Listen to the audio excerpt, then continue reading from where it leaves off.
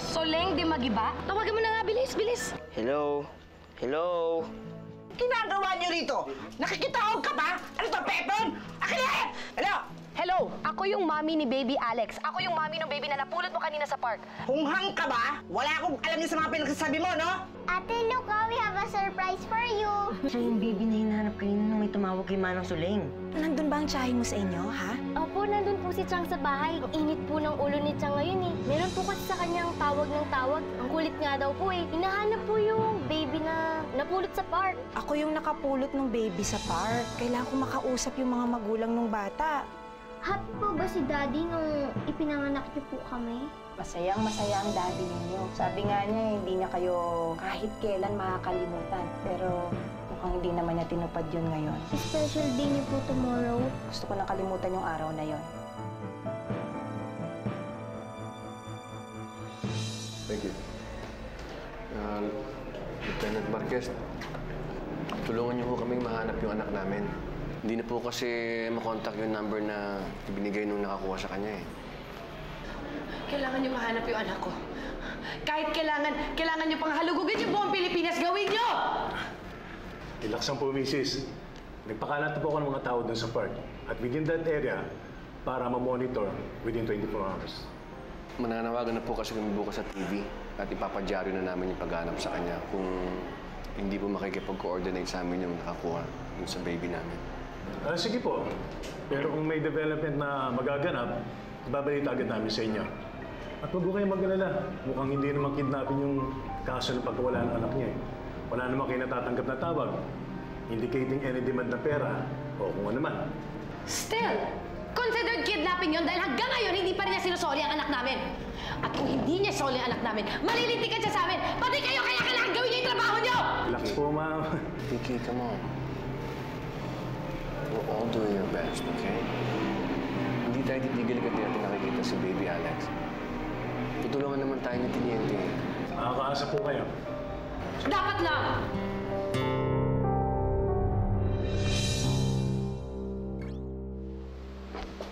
Sana naman makontak ko na yung taon to bago ako sumunod sa presinto kay Vicky. Bakit kasi nakapatay ang linyang telepono niyo buong magdamag?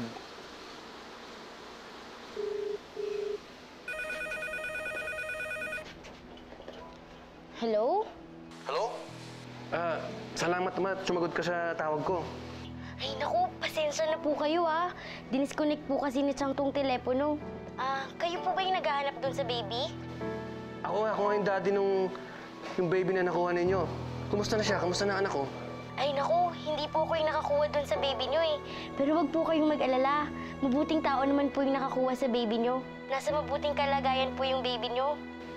Salamat naman. Ano, baby? Nakatulog ka ba, ha?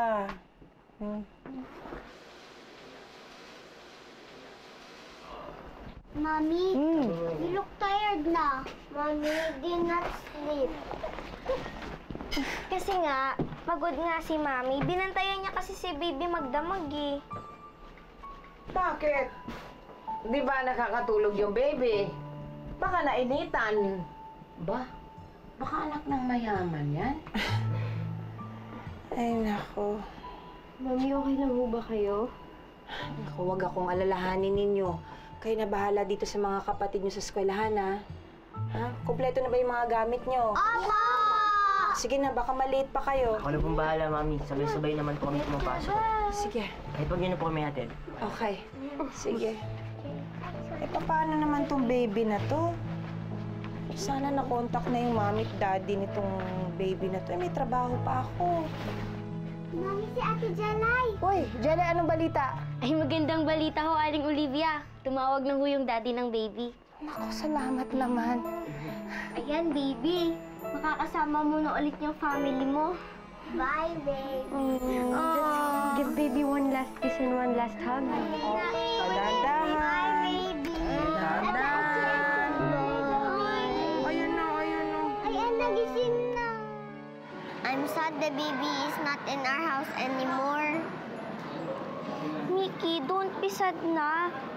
Alam mo, sasabihin ko na lang kay Mami na sabihin doon sa daddy ni baby na pwede tayong bumisita doon sa house nila. Sana nga pumayag yung daddy ni baby eh. Siguro naman papayag yun, Cha. We took care of baby naman, di ba? Sayang. Sana ma-meet natin yung daddy ni baby, no? Siguro happy na sila ngayon. Kasi buo na yung family nila. Sana din, kuya, mabuo na yung family natin.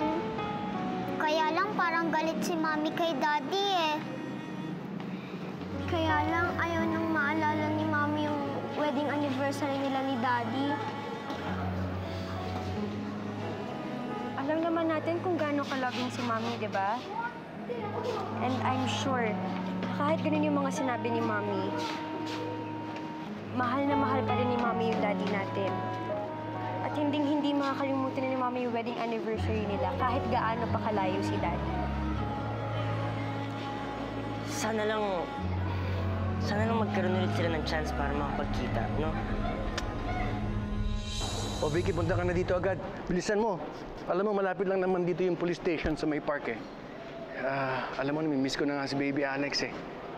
Alam mo, sabi pala nung guardia, mabait naman yung nakakuha kay Baby Alex, kaya hindi tayo dapat mag-alala. Sir, paparating na po yung nakapulot. Salamat, Manong.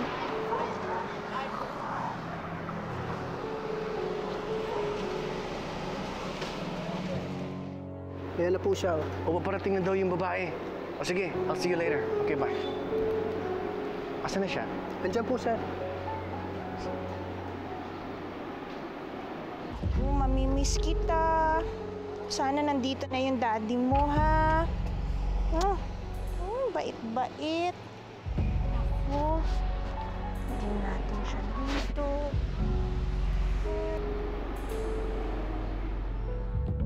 Dito na kaya ang daddy mo?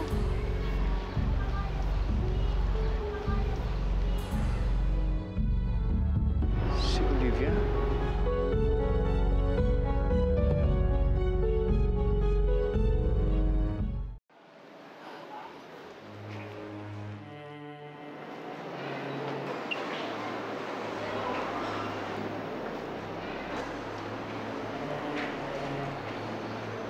Froilan.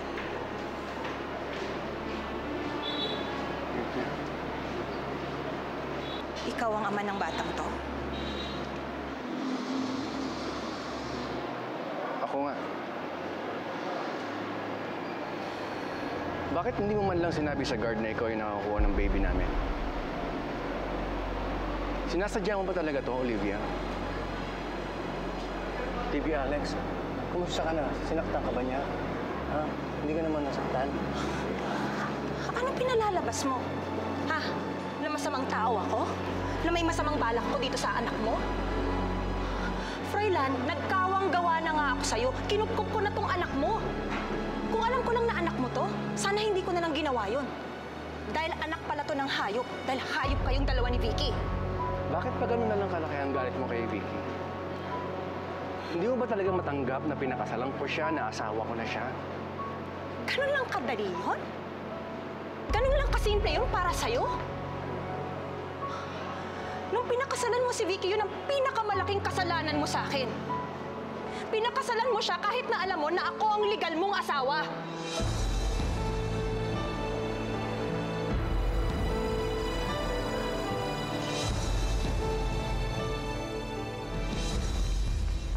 Uy, sana huwag naman tayo malate dun sa supermarket. Alam mo naman na bad shot na nga ako kay Mami tsaka dun kay Sir Chester Sungit. Alam mo, Faye, sobrang nagigilty ako sa pagsinungaling natin kay Mami.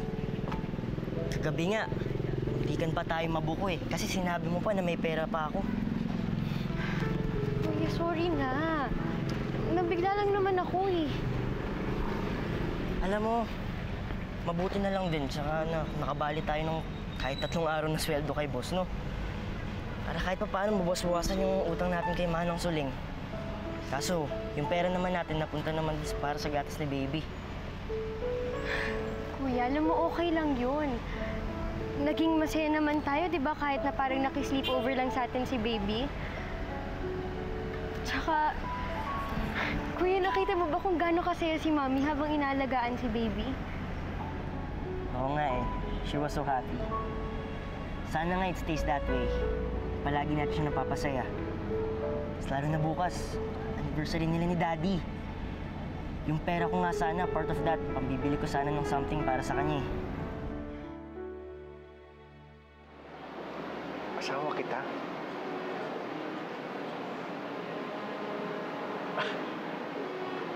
Ano pinagsasabi mo, Olivia? Ano to panibagong gimmick mo na naman to? Ganyan ka ba kawalang kakwenta-kwentang tao at nagmamaang-maangang ka ba? Nagtatanga-tangahan ka? Sino sa tingin mo niloloko mo? Ako o ang sarili mo? Kahit ilang beses mo pang pakasalan niyang si Vicky, ako pa rin ang asawa mo. Kahit tingnan mo pa ang kalendaryo, bukas ang pinakamalas na araw ng buhay ko dahil yun ang araw na pinakasalan kita. Ano ba pinagsasabi mo? Nabukas ang anniversary natin? Ng kasal natin? Alam mo, Olivia, napaka-imposible ang sinasabi mo. Alam mo, ang tanga-tanga ko. Napakalaking tanga ko. Dahil nagpakasal ako sa gagong katulad mo! Olivia! Sandali. Tawad mo ako! Huwag mo ako mahawak-hawakan pagkatapos lahat ng sinabi mo sa akin! Kailangan ko lang ng explanation tungkol sa narinig ko sa'yo. Bakit mo sinabing magkasawa tayo? Hindi ko na kailangan magpaliwanag. Matagal nang tapos sa atin ang lahat. Simula nung pinili mo si Vicky, simula nung pinakasalan mo siya. Olivia, sandali. Pwede ba magkaliwanagan tayong dalawa? Alam mo, sana nga mabigyan natin ng magandang surprise si Mommy gaya ng nakasanayan natin. Pero Kuya, alam naman natin kung anong pinakagustong gift ni Mommy ngayon. Alam ko naman yan eh. Alam ko naman na gusto niya tayong mag-aral ng mabuti. Pero Faye, don't worry. Alam ko bothered na bothered ka na rin sa pagsisinungaling natin. Pero one of these days, kakausapin natin siya. Tapos sasabihin natin why we had to lie. Yes, Kuya. Alam ko naman na mapapatawa tayo ni Mommy pag nagsabi tayo ng totoo sa kanya eh. Pero, Kuya, sana makahanap tayo ng tamang timing. Sana nga. Tara na, bisa na natin. Malilito tayo. Tara. Kasi ayokong akong lumalabas sa masamang tao dito eh. Kasi wala akong naalalang atrasong ginawa ko sa'yo. Maliwanag ba sa'yo yun? At saka wala akong alam sa mga sinasabi mo tungkol doon sa mag-asawa tayo. Okay, si Vicky lang ang kaisa-isang babaeng pinakamahal ko. Okay, kaya siya ang pinakasalan ko. Maliwanag ba yun? At saka nakikusap ako sa'yo na sana huwag ka nang gumawa ng kung ano-anong kwento.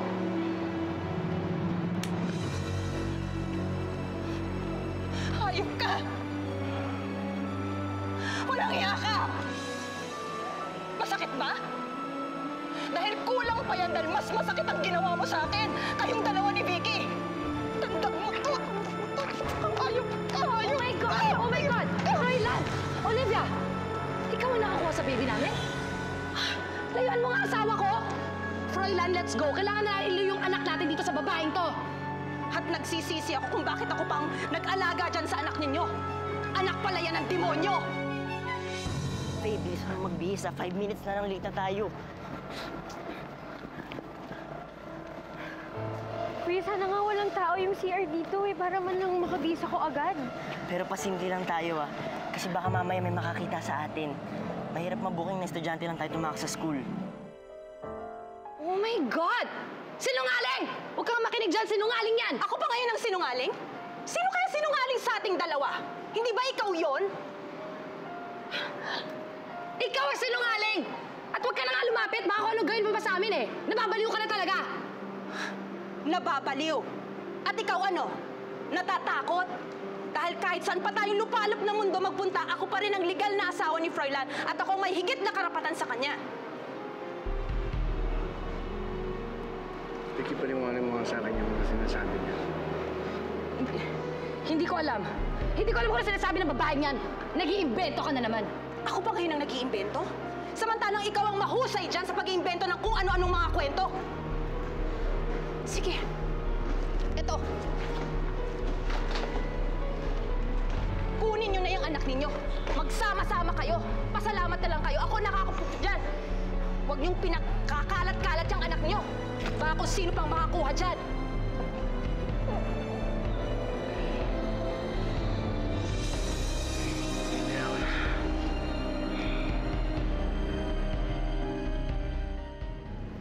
Tara.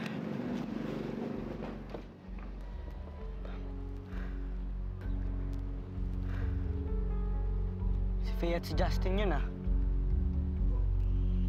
High school student pa lang sila.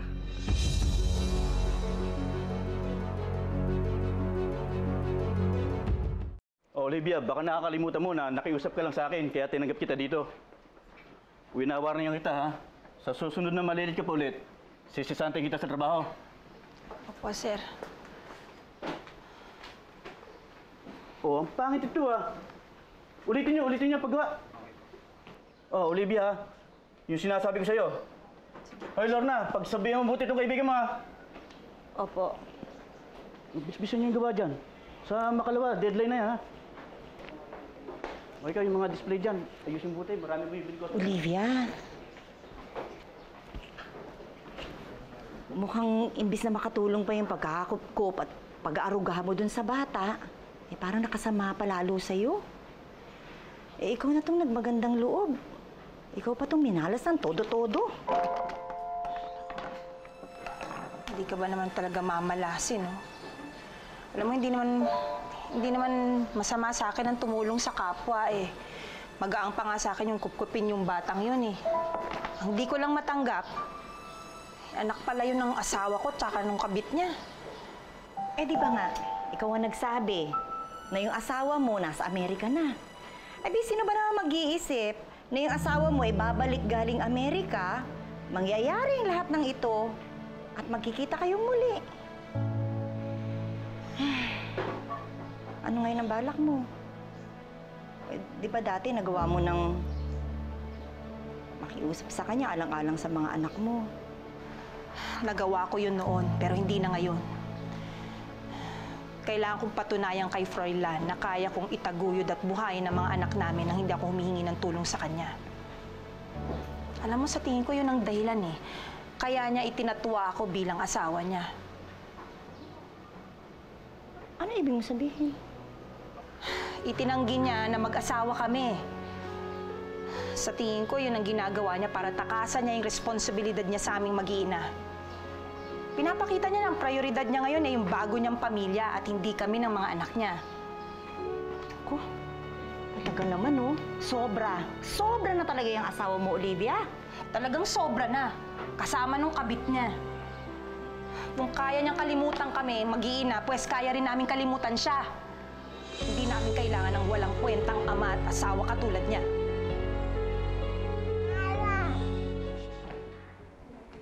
Cecil, akit mo nga muna si Baby Alex sa kwarto. Okay.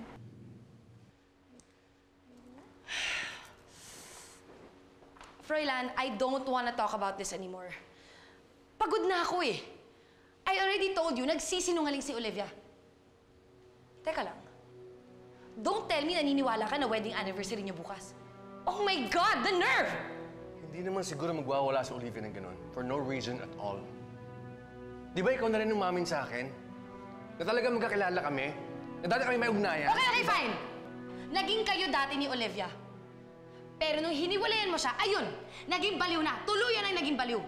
At hanggang ngayon, naging ilusyon pa rin siya. Kaya sinasabi niya na naging mag-asawa kayo. Oh my God! Sobrang desperada talaga ng babaeng yun. Sobra! Baliw na talaga, eh. Pero alam mo, kahit sino naman pwede sabihin ng asawa niya, eh. Kahit pa mismong presidente ng Amerika, pwede. Dahil walang imposible sa baliw. Ang tanong, may pruweba ba siya? Ewan ko, okay? Vicky, hindi ko mahal sa sarili ko, naapektado ako sa mga sinabi niya. Sobra-sobrang galit niya sa akin. Parang napakalalim na pinagmumulan ng pagkamuhi niya sa akin. Eh kasi, sobra na siyang baliw! For her to actually say na naging mag-asawa kayo, my God, she's so desperate! Kaya wala na tayong magagawa, Froilan. At this point, ang kailangan ni Olivia ay pumasok sa mental!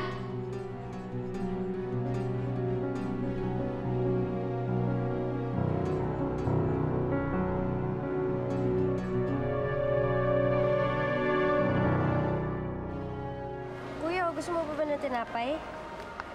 Meron ba ako dito? Sige na, Faye, okay lang. Alam kong sinisave mo yan para may baon ka pa bukas.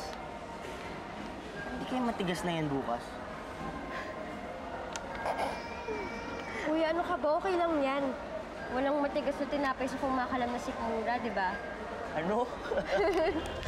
Saka isa pa pinaghirapan ni Mami yung pinambili niyo dito.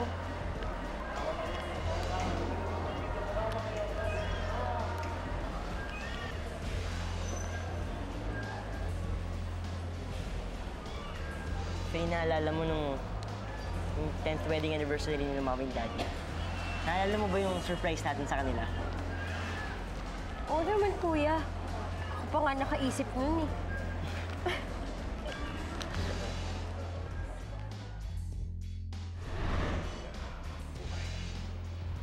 Kama sa tulo ng mundo. Kuya, tingin mo ba magugustuhan nila Mami yung surprise natin? Kahit naman yan. Akong bahala. Pagkatapos ito, i-edit ko lang para mas gumanda. Tapos, upload na natin sa YouTube para makita ng lahat. Aba, dapat lang, Kuya, no? Yung mga ganyan ka-special moment deserves to be seen by the people. Nakaka-inspire kaya yung love story nila Mommy tsaka ni Daddy. I am super proud of them. Super proud of them. Super proud of them. Naaalala mo ba kung gano'n sila ka-happy nung nakita nila yung video sa YouTube? Naiyak pa nga si Mommy tsaka si Daddy nung napanood nila yun eh. Kaya nga eh. Sana kahit maliit na bagay mabigay natin si Mami. No? Para nang ma-remind siya din sa special day. Diba?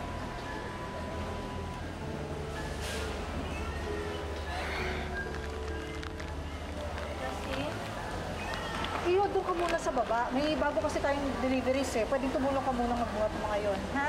Apo, ma'am. Pailis muna ako, ah.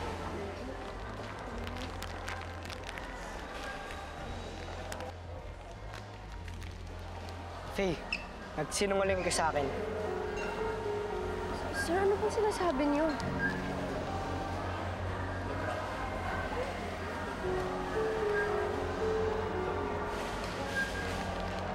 Nagpalampas ko na yung kapalpak mo sa akin dati. Pero ngayon, ibang usapan na yung panloloko niyo sa akin. You should be fired.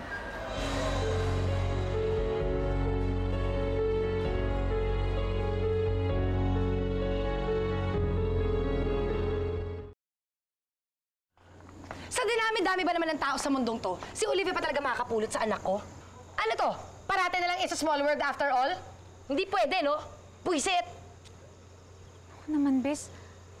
Kakalapag niyo pa lang ng eroplano, eto na naman. E paano mo pa malulusutan yan ngayon na nasabi ni Olivia kay Froilan na mag-asawa sila dati?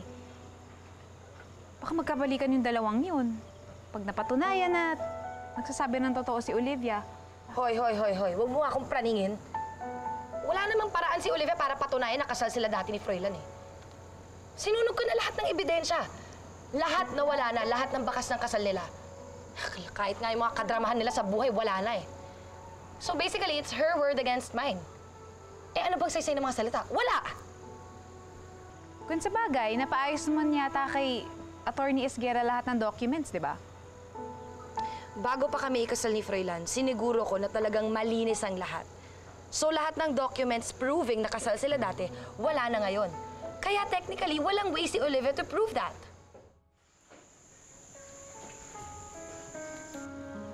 Oh, ano? Ha? Si Froilan? Aalis na hindi nila nagpapaalam sa akin? Nakatatakasan ka. Oh my gosh. Hindi ako papayag. Ikaw na muna bahala kay Baby Alex. Susundan ko to si Froilan. Sige.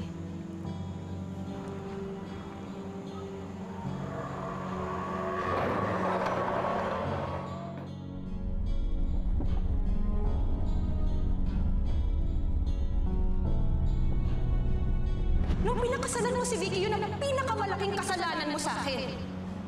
Pinakasalan mo siya kahit na alam mo na ako ang legal mong asawa. Ano sabi mo, Olivia? Ganyan ka ba kawalang kakwenta-kwentang tao at nagmamaang-maang ka pa? Sino sa tingin mo niloloko mo? Ako o ang sarili mo? Don't tell me naniniwala ka na wedding anniversary niyo bukas. Oh my God, the nerve! Hindi naman siguro magwawala sa Olivia ng gano'n. For no reason at all. Naging kayo dati ni Olivia. Pero nung hiniwalayan mo siya, ayun, naging baliw na. Tuluyan na naging baliw. Kailangan ko malaman kung sino sa kanila nagsasabi ng totoo.